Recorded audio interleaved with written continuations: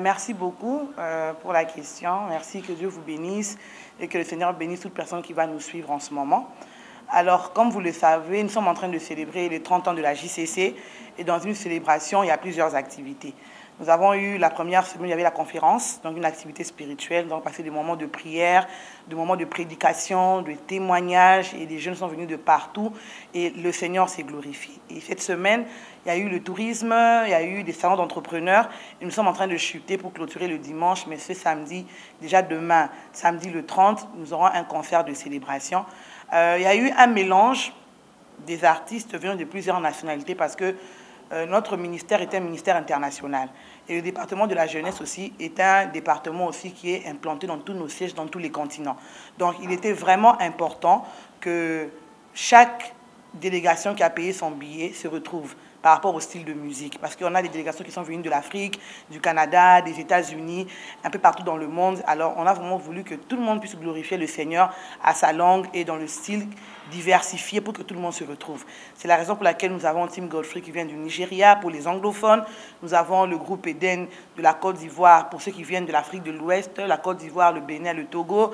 Nous avons notre frère Alka de Lumbashi aussi qui anime bien en Swahili pour ceux du sud, du Katanga. Donc c'est vraiment un mélange.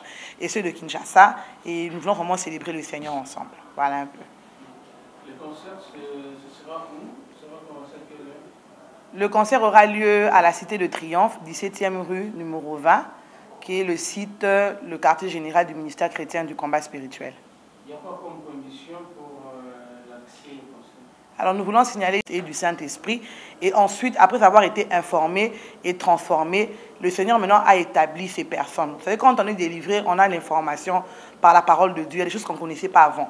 Il y avait des choses peut-être qu'on ignorait.